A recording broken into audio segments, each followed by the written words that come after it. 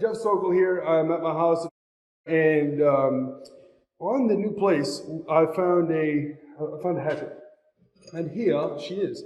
So here's this hatchet I found. It's really dull. Look, see, it's nice and dull, and the handle's not in too bad a shape. I did have to reseat it though, because this was way down. I'm not gonna rehandle this thing because the handle is not really that bad off. It's just a little bit rusty and it's really dull. So we're gonna go ahead and we're gonna clean this thing up. We're gonna put the buffer on it, and we're gonna make sure that everything's nice and shiny and stuff for when Miss Victoria decides she wants to use it. So that's what we're gonna do right now. Stay tuned and hope you have fun.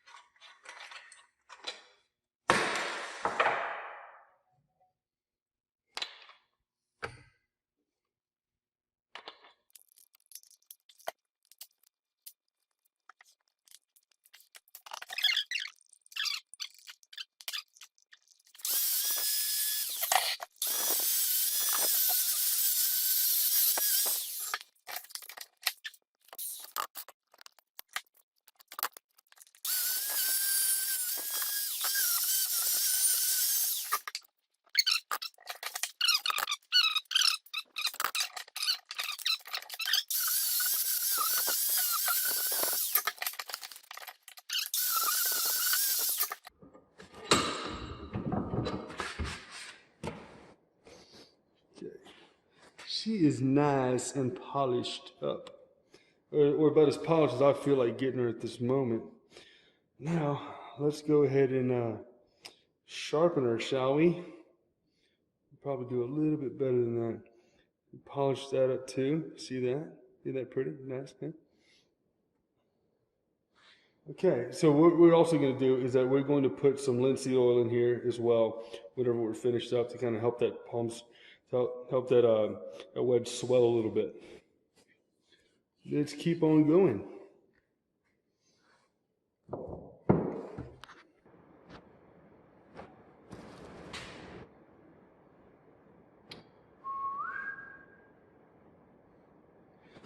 That is a condor bush lore.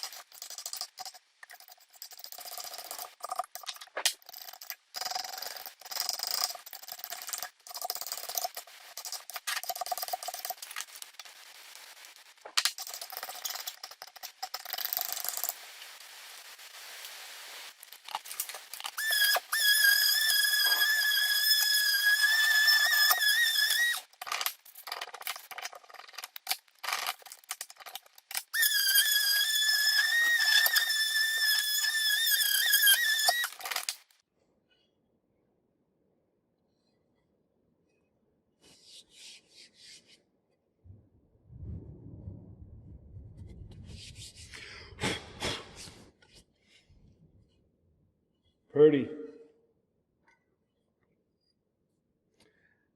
Now let's sharpen her up, shall we?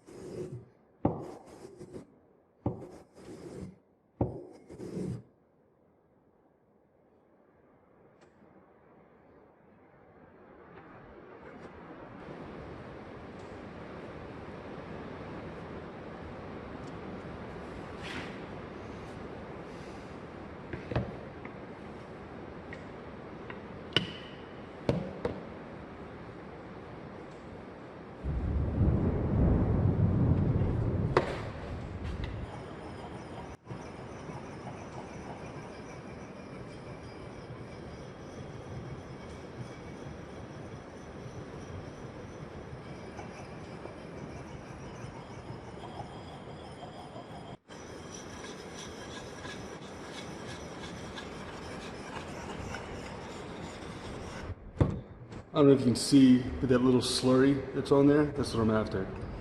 I'm after that little slurry and I'm after that sound. That's what I want. The little slurry that's on there, a little metal slurry, and I want that sound. And I go up and down the blade with it. And it takes a while, but it's okay. It's alright, you don't have to rush these things. What I would prefer is an axe that was once dull, that couldn't cut anything, which you couldn't even cut cheese with, to an axe now that will shave the hair off your arm. Hopefully, I'll be able to get it sharp enough to where I can demonstrate that. And it's okay if it takes a few minutes. There's no rush. Just do a good job.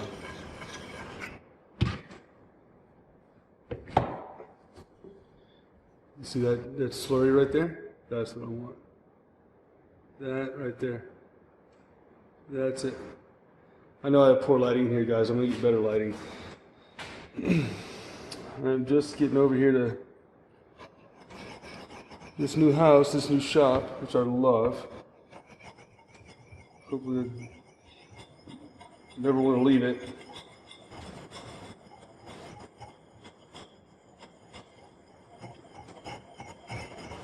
So I'm going to knock the burrs off here and get this good and sharp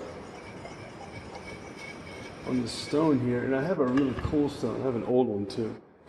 That was from my grandfather.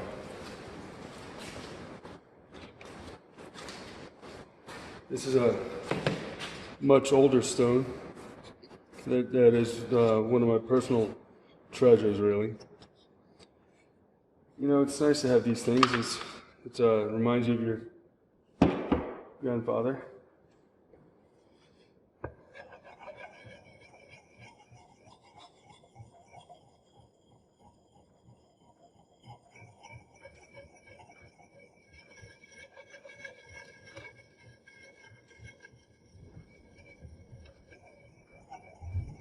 That little slurry helps the abrasion quite a bit.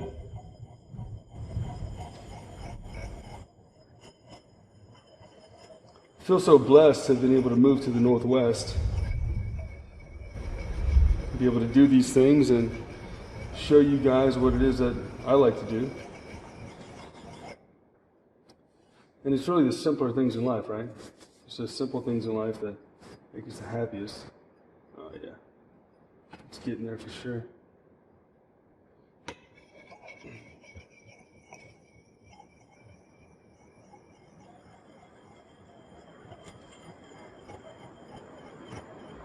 It's a little bit jagged, the edge of this. Of course, I didn't take that much metal off of it with the belt sander. Could have taken a lot more, I reckon. Of course, that's a wood sanding belt too. I have the aluminum oxide belt, but on that brand, it's just a difficult proposition to change the belt on there, on that brand. That's the Harbor Freight brand. To me, I've never had those things fail. Some people say they have, but Harbor Freight has a pretty good deal on them, so I felt like I've got my money's worth out of it for sure. I've made lots of knife handles with it and ferro rod handles.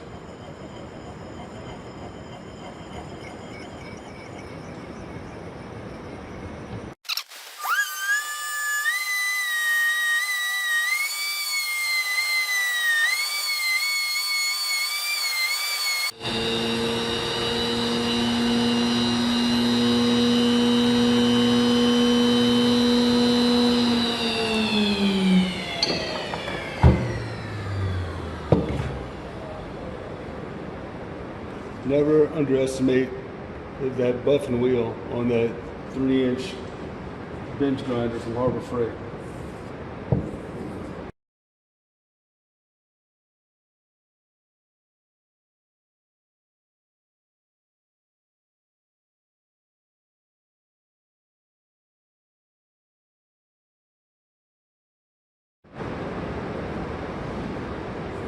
One, 2, 3, 4. 1, 2, 3, 4.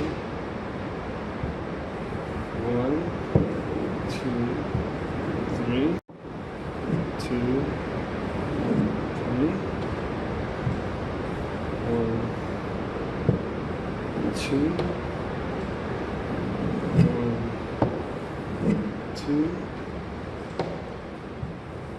1, 1, 2, 3, 4, 5, 6, 7, 8, 9, 10. I consider that my method to be sufficiently stropped. I start off at 10, then I cut my way down on each side.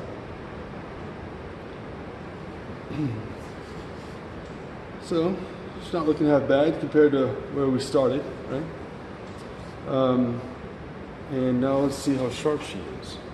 She doesn't feel sharp. I don't know if she's shaving sharp yet.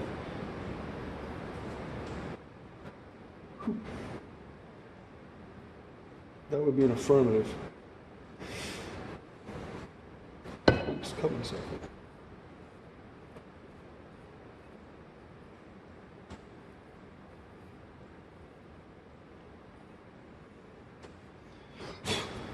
She's not razor sharp, but she does shave. Well, it's about as sharp as I need to cut wood anyway.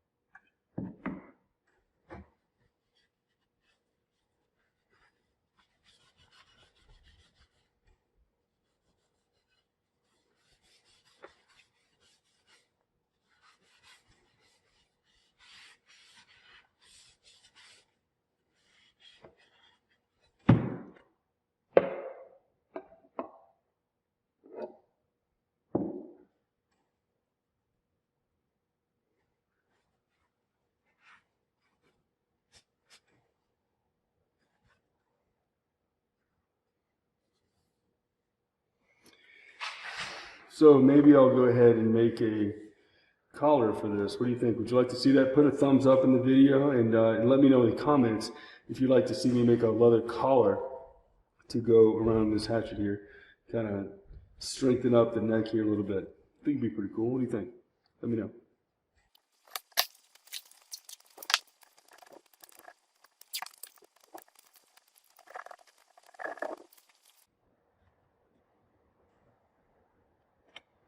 Like crazy Americans are spilling things.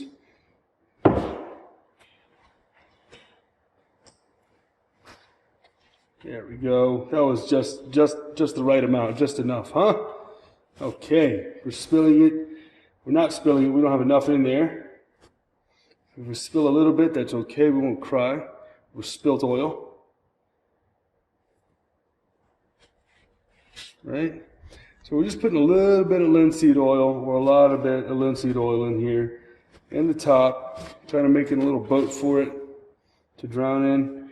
And what we're trying to do, we're just trying to fully soak that wedge in the top to make sure that we have a firm seat in there 24/7 all the time. And that's going to be fun. Okay, so we'll leave that sit overnight and it's going to be sweet in the morning. It's probably all going to drain out of there or soak in. But as long as both of those things happen, then we'll be good. I'm sure that there's plenty enough in there that plenty of it is going to soak in. So I'm fairly confident in that. And then we'll know that our wedges are seated in fine. We're fully seated in the with the handle and inside the head of the hatchet, and we'll be good to go. Then I'm going to probably go ahead and make a sheath for this, a leather sheath, and that'll be the finishing touch to this particular project. And then we'll have something. You know what? I'm probably going to put a ferro rod loop on that sheath too, because I just think that's pretty cool. So we'll do that. We'll do that as well. All right, cool. Check it out.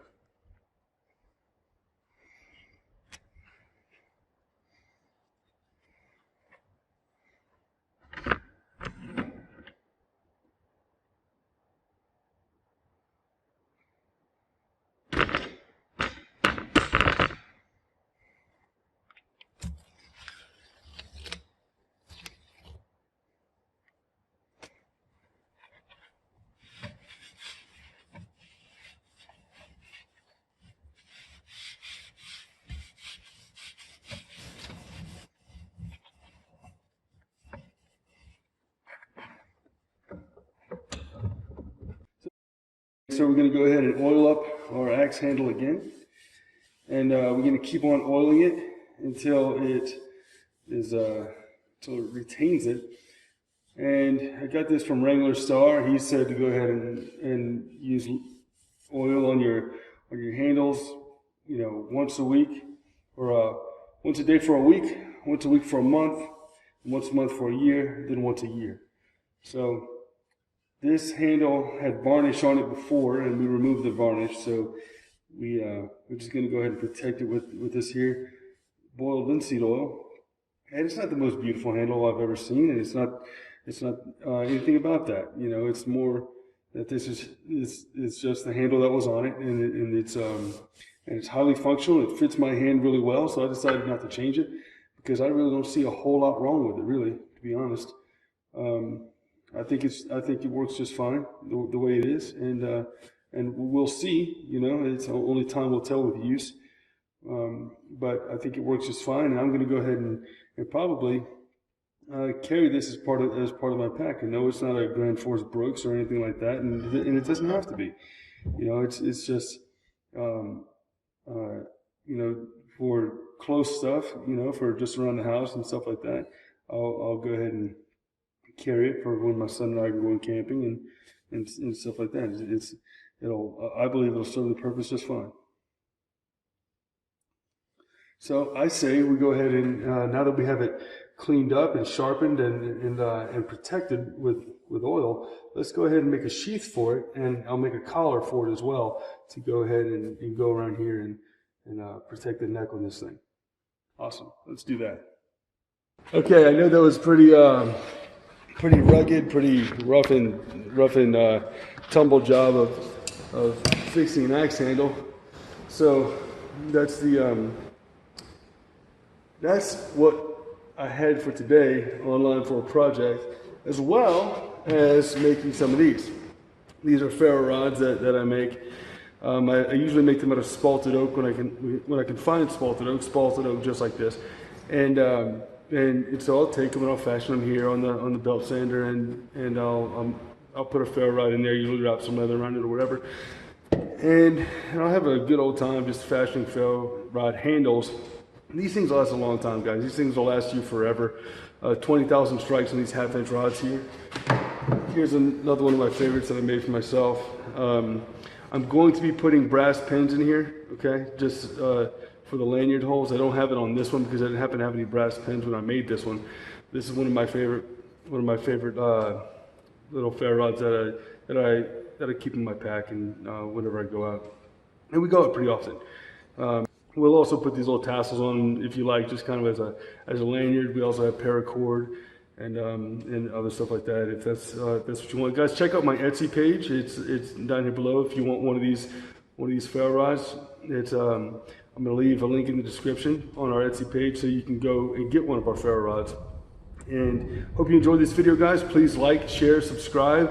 And as usual, we're going to be having some sort of sweepstakes giveaway and stuff like that. So go ahead and click the little clock right there. I mean, the little bell right there, so you can know when a new video is coming out. Because when a new video comes out, it might just be the sweepstakes that you're looking for a cool knife or a ferro rod or a gun or something cool like that. So make sure you subscribe and click that notification button. The thing that looks like a little bell right there. So guys, I love you, take care, and I'll see you soon. Bye-bye.